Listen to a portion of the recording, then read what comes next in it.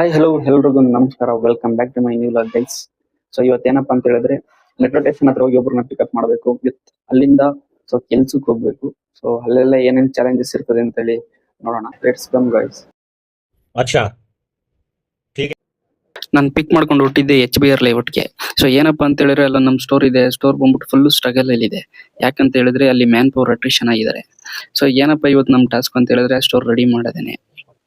So but last few days ಇಂದ ನಾವು ready ಮಾಡ್ತಾ ಇದೀವಿ, ಬಟ್ ಸ್ಟಿಲ್ ಸ್ಟೋರ್ ರೆಡಿ ಆಗ್ತಾ ಇಲ್ಲ. ಸೊ ಸ್ಟೋರ್ ಟೈಮ್ ಸರಿ ಇಲ್ವೋ ಇಲ್ಲ ನಮ್ದೇ ಟೈಮ್ ಸರಿ ಇಲ್ವೋ ಗೊತ್ತಿಲ್ಲ.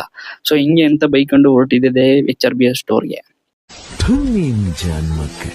ನಿಮ್ದು ಒಂದ್ ಜನ್ಮ, ಅದಕ್ಕೊಂದ್ ಜನ್ಮದಿನ. ಸೊ ಅಲ್ಲಿಂದ ವರ್ಕ್ ಮುಗಿಸ್ಕೊಂಡ್ ಬಂದು ಒಂದು ಟೀ ಬ್ರೇಕ್ ತಗೊಂಡು ನಾನು ಮತ್ತೆ ನಮ್ಮ ಕೊಲಿಗ್ ಎಲ್ಲರೂ ಕೂಡ ಟೀ ಕುಡಿಯೋಣ ಅಂತ ಬಂದ್ವು. ಸೊ ಇವತ್ ಬಂದ್ಬಿಟ್ಟು ವೆದರ್ ಚೆನ್ನಾಗಿತ್ತು, ಅಪರೂಪಕ್ಕೆ ಟೀ ಕುಡ್ದು ತುಂಬಾ ದಿನ ಆದ್ಮೇಲೆ.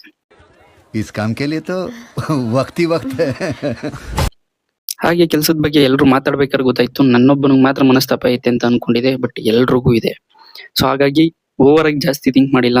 ಸೊ ಏನ್ ಹೇಳಿದ್ರು ಎಲ್ಲ ಕೇಳ್ಕೊಂಡೆ, ಹಾಗೆ ಮಾತಾಡ್ಕೊಂಡೆ ಅಲ್ಲಿಂದ ಹೊರಟಿದ್ದೇನೆ ರಾಜ್ ಬೈ ಹತ್ರ.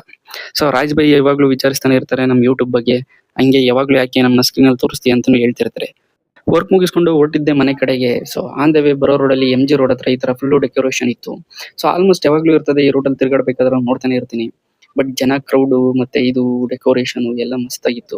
ಸೊ ಹಂಗೆ ನೋಡ್ಕೊಂಡು ಹಂಗೆ ಹೊರಟಿದ್ದೆ ಮನೆ ಕಡೆಗೆ. ಡೈಲಿ ನಾಳೆ ಹೋಗೋಣ ನಾಳಿದ್ದು ಹೋಗೋಣ ಅಂತೇಳಿ ಸ್ಕಿಪ್ ಮಾಡೋದೇ ಆಗ್ತಿತ್ತು ಜಿಮ್. ಸೊ ಅದಕ್ಕೆ ಇವತ್ತು ಹೋಗಿ ವಾರ್ಮ್ ಅಪ್ ಮಾಡ್ಕೊ ಬಂದೆ.